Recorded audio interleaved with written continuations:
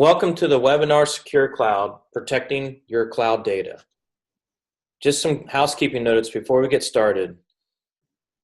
We'll be getting started in a couple of minutes. I see a couple more people joining. We're sensitive to your time and trying to keep this webinar to 30 minutes and including a Q&A time afterwards.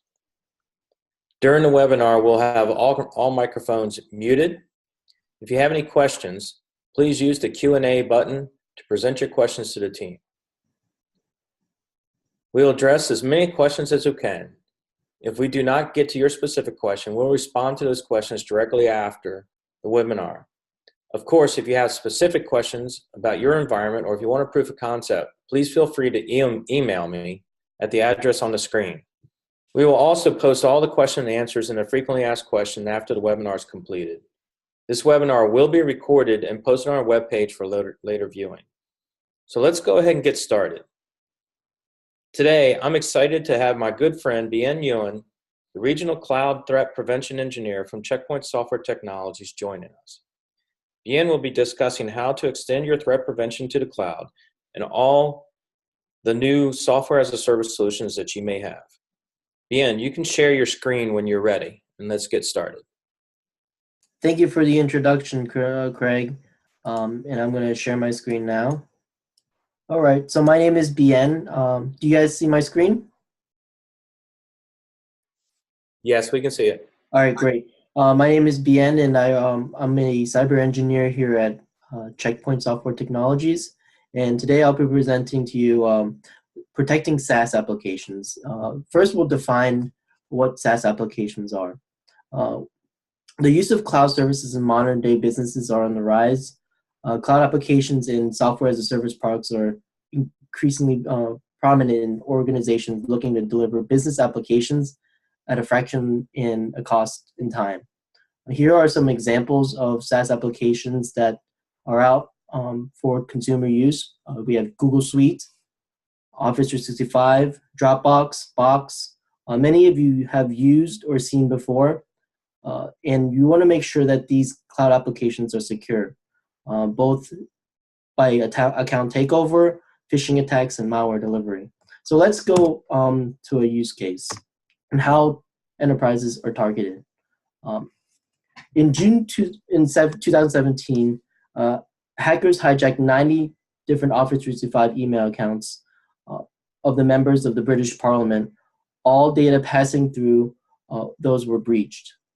Even in 2018, as you may know, I've heard, Reddit suffered a breach that also was caused due to an employee account takeover. So phishing attacks in SaaS applications are used to target enterprises. So let's go into various ways that cyber criminals attack or present malware to customers. So the first way of delivery is malware delivery, your traditional sense, malware through an attachment. This attachment could be well crafted. For example, here is a resume, or here is a slide deck. Another way that malware is delivered is through a link. Click here, download this attachment, click here, this is a great website. Very well crafted cyber criminals. We even spoof a colleague of yours and spoof the email of a colleague of yours and send an email to look just like the person sitting next to your cubicle. So here you could click here. They can even mask the URL, make it into a short bit.ly or shorten the link. They could hide it in the hyperlink text so it doesn't even show the full context of the URL. Another way enterprises are attacked is through phishing attacks. Check Point has done a survey and seen that phishing attacks are on the rise. Different ways that phishing attacks come into an email inbox is phishing for a scam. So it could be, oh, Microsoft Outlook has a new account. Let's reset your password. So what is phishing attacks? What is the main purpose? So let's see here. A user's going in, opening up a Microsoft support email. He sees it looks legit to validate and enable the account. And as the user is typing in the old password, he types in a new password. These these phishing scam websites actually can keylog a user's username and password on the fly. So what does a phishing attack lead to? Phishing attack leads to account takeover. The ability for a cybercriminal to have the username and password can be very detrimental to your network, to your enterprise, whether it be even a low-level intern or a C-level employee. But also in emails, you check your emails on your computer. So the two examples that I showed you earlier were emails on your computer. But what about mobile phishing through an app? So a user goes into WhatsApp or Facebook Messenger or even the text message, clicks on a link, or he accepts everything when he downloads an app. Where he downloads an app and then connects to a Wi-Fi, an open Wi-Fi. So mobile phishing can be found in different ways, or you give your phone to your kids. They download an app, or they're trying to play the nice Fortnite on their phone, but want to download an extra add-on. Mobile phishing can then keylog your computer or your phone as an extension of your network. So with zero phishing, what you want to do is, if a browser is open, you want to block that website. You want to see and then analyze what that website, if it has a keylogging type of behavior, and then to block it on the mobile device or on the computer. So let me give you a case of K Financials. K Financials is, we masked the name, so it's not really K Financials, but this is a real name. So K Financials recently moved to email to the cloud. They moved to Office 365, and then customers received emails and invoices from fake bank accounts. One of the K Financials employees had received the account takeover, and using that email was sending out fake bank accounts to the customers. Emails were sent by hackers who took over the accountant's email account. And actually in this case, by sending these fake bank accounts, customers sent money to the cybercriminal, and $2 million was stolen. So there's various ways that, to summarize, there's three various ways that enterprises are attacked. Malware delivery through an attachment or a link, phishing through a scam or credential theft, which leads to account takeover, all leads to data breaches. In 2018, Checkpoint did a survey on over 300 enterprises and found that account takeover takes up most of the percentage, most of the pie, at 54%. Because it's the easiest way to steal data, easiest way to extract data from an organization. Malware delivery is still prevalent. Ransomware attacks, malware through email attachments, but it's not as lucrative as an account takeover.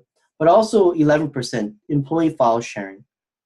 So SaaS breaches, not only is it externally from a cyber criminal, but it could be done accidentally. And I have a few slides to share with you some of the data loss prevention features that you should look at in your enterprise. So to review a little bit about phishing protection, not only are you looking for sophisticated spoofing or emails in spear phishing, what you want to analyze is the URL and content filtering of the emails, not only in the body of the email, but the full attachments. So here's an example of what an email looks like and what you should look at when you're protecting against phishing protections. So you want to look at suspicious body language. Looks like here, Outlook app locked for security reasons. That's very suspicious. Email subject, security team, exclamation mark, right? Language often used for phishing. You also want to look at, this is sent to a senior recipient.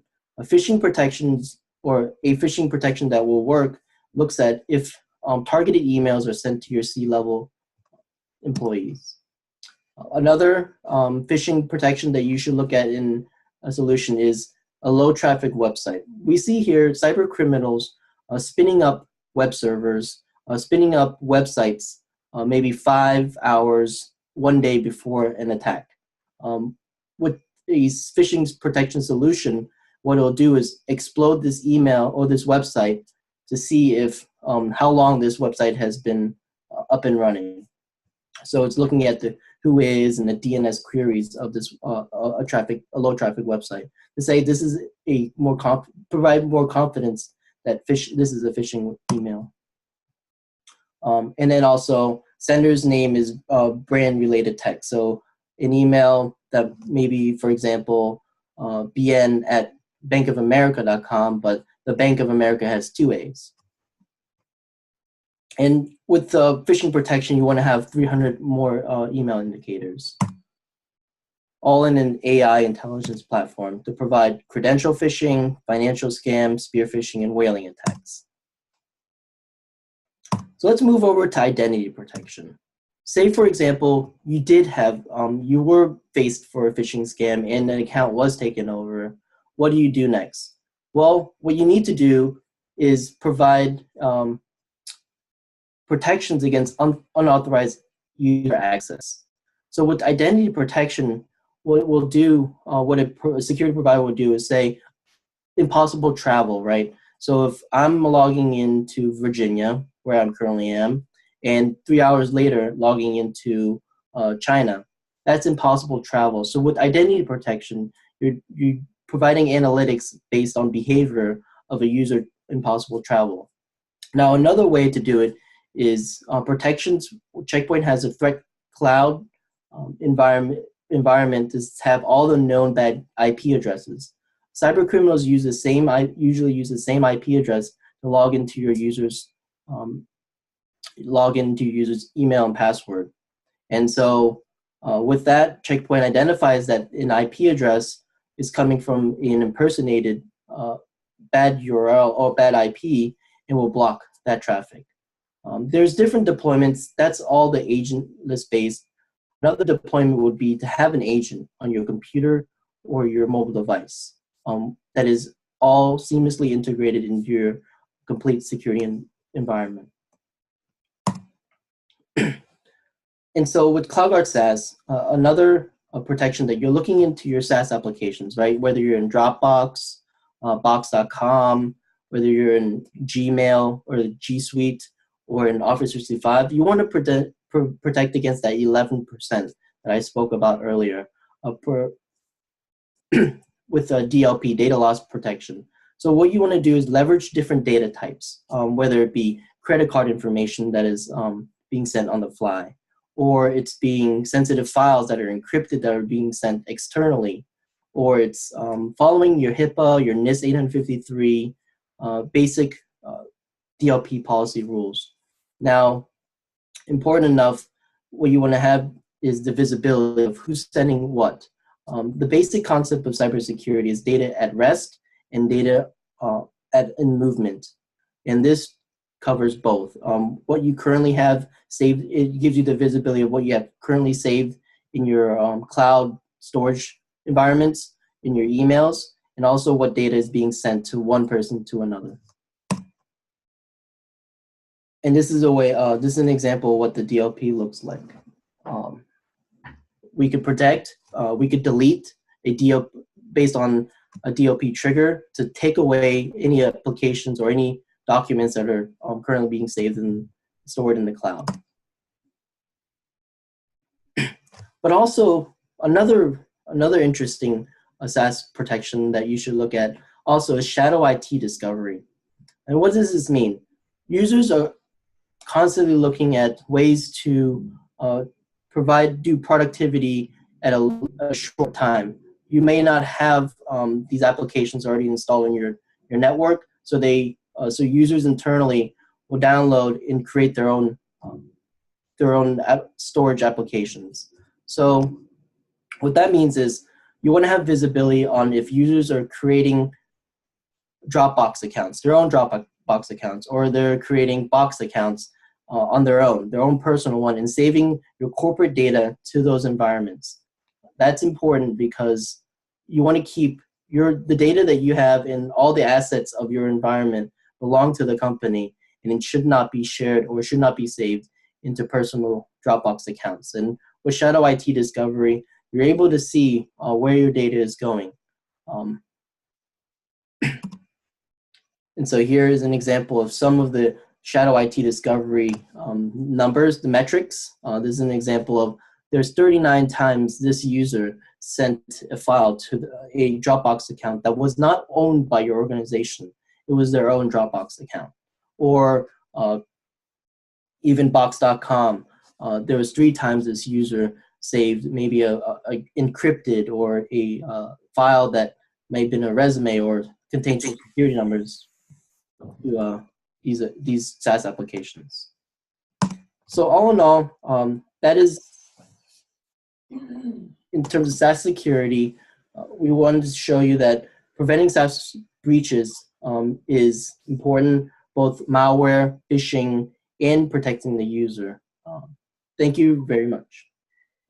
Bien, thanks. Hey, thanks for your time. We do have a couple questions. One of them was, and I meant to ask it a little bit earlier, is that it's coming from somebody who has Office 365. They say, I have ATP from Office 365. What protections?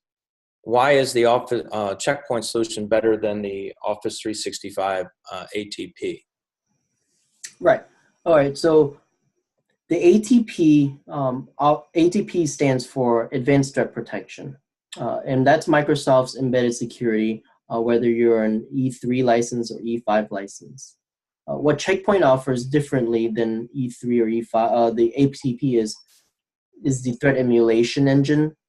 We have our ability to have calls to our threat cloud that is an environment of millions of different data IOCs.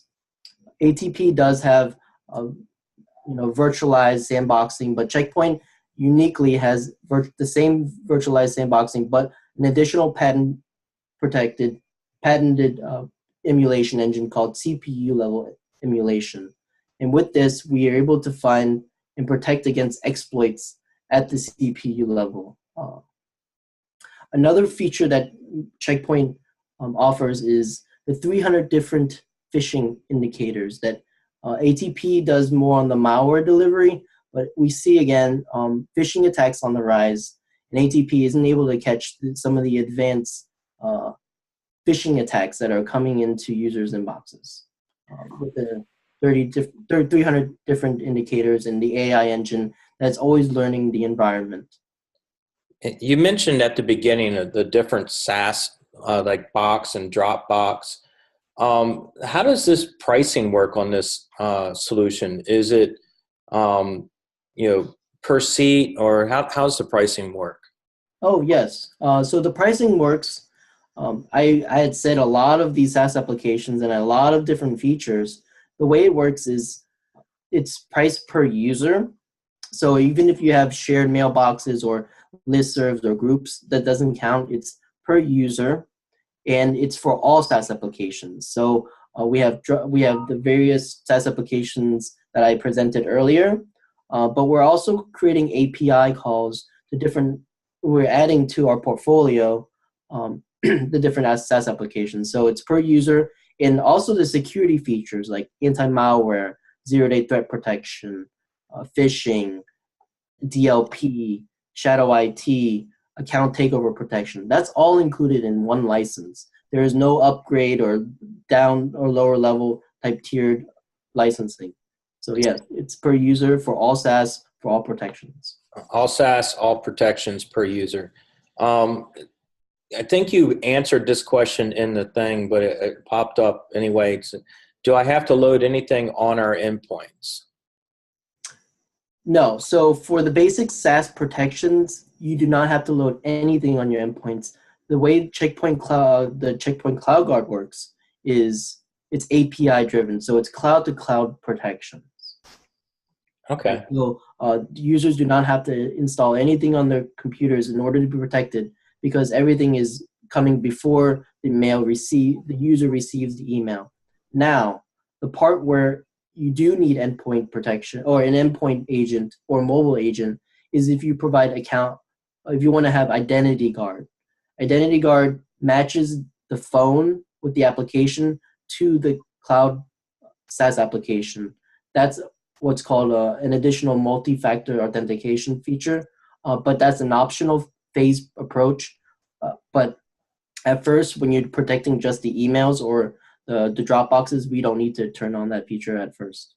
Mm-hmm. Okay. And the last one, and I think that was answered too, you had mentioned like the 0-day attacks, which is like sandboxing, phishing protections, and identity protections, and DLP. Mm-hmm. All of those, and the DLP included, are all included in the all features, correct? There's no add-on cost? No, there is no add-on cost. All the features that were presented in my presentation are included in the one license. Great. That's pretty much it for the questions that we have today. So I wanted to thank everyone for their interest in protecting your cloud. I'm Craig Johnson. I'm the Business Development Manager from the Teneo Group. If you have anything that you want to talk about, you can email me or phone call me at this contact information. As a reminder, today's webinar is being recorded and will be available later today. And remember, at the Teneo Group, we exist to secure your network. Thank you for attending.